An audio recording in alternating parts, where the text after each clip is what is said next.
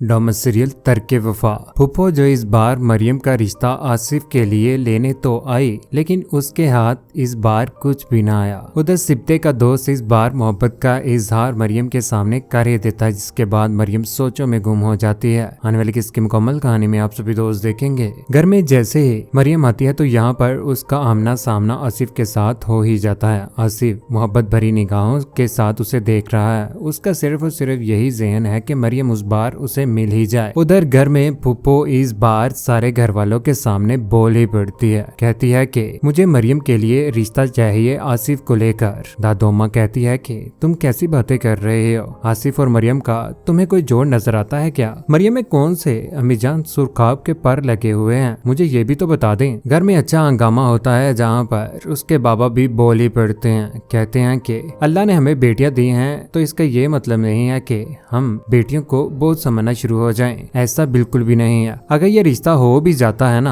आप लोगों की सोच के मुताबिक, अगर मोहब्बत में ये फैसला हो भी जाए तो मुझे नहीं लगता कि वो ज्यादा अरसे चल पाएगा। फूफो यहाँ पर बोल पड़ती है। कहती है कि एक बात मैं आप लोगों को बता दूं कि इस घर के दहलीज के ऊपर मैं किसी और का रिश्ता ना देखूं और ना ही आने दूंगी। कमरे में चले जाने के बाद यहाँ पर अपने बेटे आसिफ को समझाने की कोशिश करती है, क्योंकि उसने भी ये सारी की सारी बातें सुन ली हुई हैं। जब उसे ये सुनने को मिला कि उसके बाबा बिल्कुल भी राजी नहीं है तो वो परेशान हो जाता है। यहाँ पर उसकी माँ उसे हौसला देने की कोशिश करती है। उधर शादी की तैयारियां इस बार शुरू हो ही गई अनम के, जहाँ पर वो अयाज को लेकर पागल हो चुकी है। सिप्ते यहाँ पर अपना एटीएम कार्ड और उसका कोड बता देता है, जिसके बाद वो शॉपिंग करने के लिए जा रहे हैं, जहाँ पर गोल्ड के महंगे तोहफ, यहाँ पर अयाज की फैमिली के लिए तरह तरह की चीजें और अपने लिए भी महंगी से महंगी चीजें वो ले रहे हैं। लेकिन ये बात बिल्कुल भी अनिला अप्पा को पसंद नहीं आने वाली। घर में आ जाने के बाद उसी के ऊपर टूट ही पड़ती है। कहती है अनिला अप्पा के अनम, अगर सिप्ते ने तुम्हें कार दे दिया है तो इसका ये मतलब नहीं कि तुम एक ही दिन में उसके अकाउंट को ठिकाने लगाओ, ऐसा बिल्कुल भी नहीं करना है। दूसरी जानिब सिप्ते सजीला के साथ मुलाकात करने के लिए चला ही जाता है, जहाँ पर इस बार वो हाँ कर देता है अपनी बहन को कि वो मरियम को पसंद करता है। बेहतरी इसी में है कि जितनी जल्दी हो सके उसका रिश्ता लेकर उसी के घर में चले जाएं।